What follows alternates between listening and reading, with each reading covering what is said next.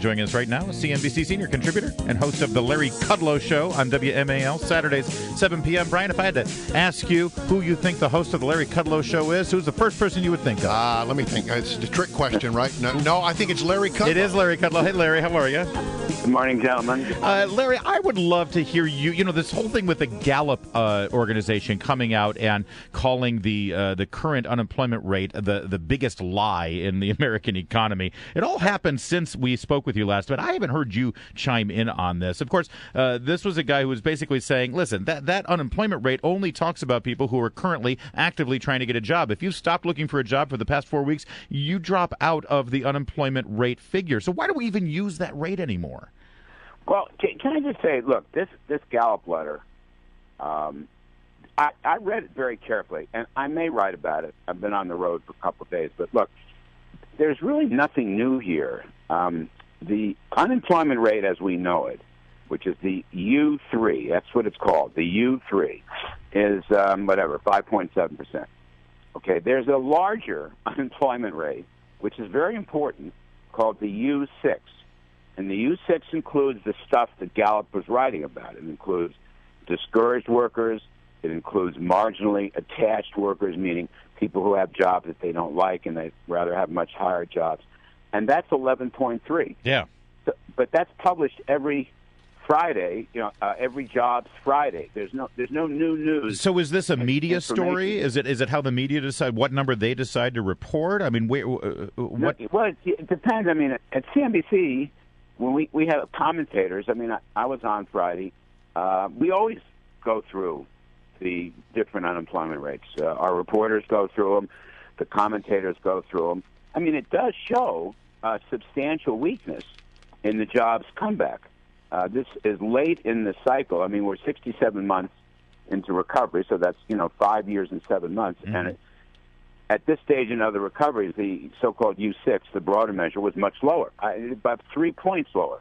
So, yeah, there's weakness in the labor force, but there's no sort of breathtaking, oh, my God, these numbers are lies kind of thing. It's right there. The BLS publishes it. They do a good job. I know that it's published, and I know that you can dig through the data and find this.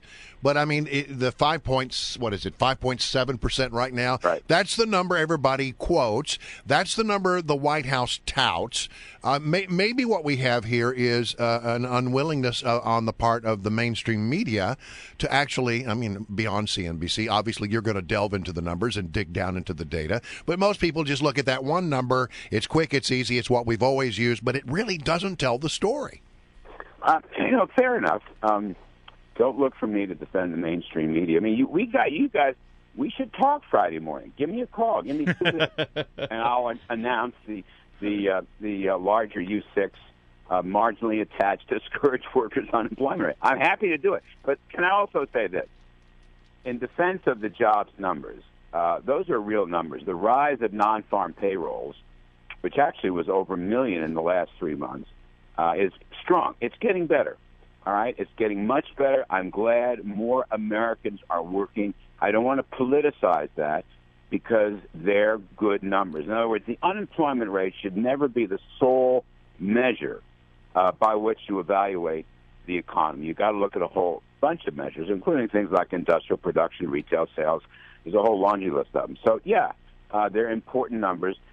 At the margin, the economy is doing better. And let me also say that this is a very bad media thing. People are echoing this idea that wages are very low and that's the Achilles heel of the economy. Now, there may be some truth to that, but it's way overstated.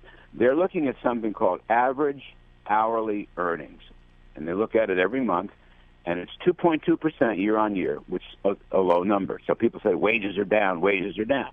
Okay, if you're going to use average hourly earnings, you also have to include average hours worked, right? That's the way you calculate that. If you want to get a proxy for wage income, you got to add up the two. Hours worked has been growing at 3.3%. All right, hourly earnings at 2.2. This is year on year. So what does that equal? 5.5% growth in wage income. That is a pretty good number. And since there really is no inflation, that's all of that is real.